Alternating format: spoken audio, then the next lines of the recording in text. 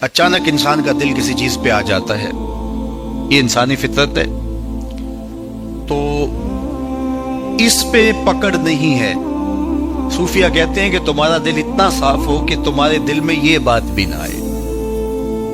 غنا تمہیں نصیب ہو جائے، لیکن اس کے باوجود ہم بشر ہیں، کمزور ہیں، تو کسی شخص کے پاس کوئی چیز دیکھی اور للچا گیا دل اس کی طرف، اور پھر اس کو حاصل کرنے کے لیے کوشش میں تردد میں لگ گیا۔ دل میں خیال بھی آتے ہیں، وسوسے بھی آتے ہیں،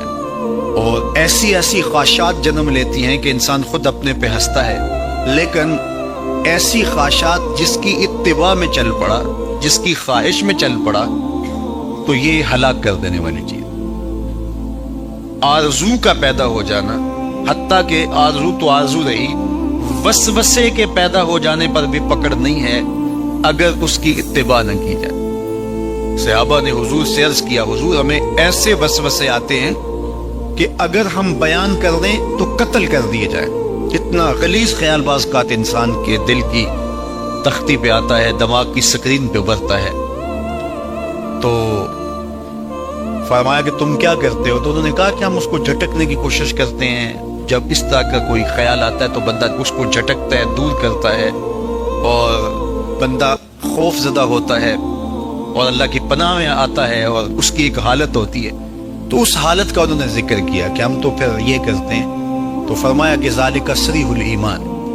یہ تمہارے واضح ایمان کی علامت ہے کہ اس وسوسے کے بعد جو تمہاری طبیعت میں بے چینی اور بیزاری پیدا ہوئی، اور اس کو دھکیلنے کے لیے، اس کو خیال سے ہٹانے کے لیے، اس کو تصورات سے دور کرنے کے لیے جو تم نے کوشش کی، یہ تمہارا ایمان تھا جو کھڑا ہوا، اور تم اس سے بچنے کی کوشش کرتے ہو، تو یہ تمہارے ایمان کی علامت ہے۔ تو خالی وسوسہ اگر کتنا ہی غلیظ کیوں نہ ہو، اگر اس وسوسے کو خیال کا حصہ بنا کے اس سوچ کو لذت کا سبب نہ بنا لیا جائے، حتیٰ کہ غیر محرم کے اوپر آپ کی نظر پڑ گئی، تو فرمایا النظرۃ الاولی لک والثانیۃ علیک، جو پہلی نظر تجھے حاصل ہوئی تو وہ تیرے لیے ہے، لیکن اگر تو نے نظر کا تتبع کیا اور پھر تیری نظر نے دوبارہ پیچھا کیا تو وہ تیرے اوپر وبال بن جائے گی۔ تو خواہش کا، وسوسے کا، اور کسی ایسی چیز کا دل اور دماغ کی سکرین پہ ابھرنا اور خیال پیدا ہو جانا، یہ کوئی بات نہیں ہے۔ انسانی زندگی کے اندر کتنے ہزار خیالات جو ہے وہ انسان کے دماغ میں جو ہے وہ پیدا ہوتے ہیں، اور پیدا ہو کر کے مٹتے ہیں، پھر نئے پیدا ہوتے ہیں۔ کبھی بھی انسان کا دماغ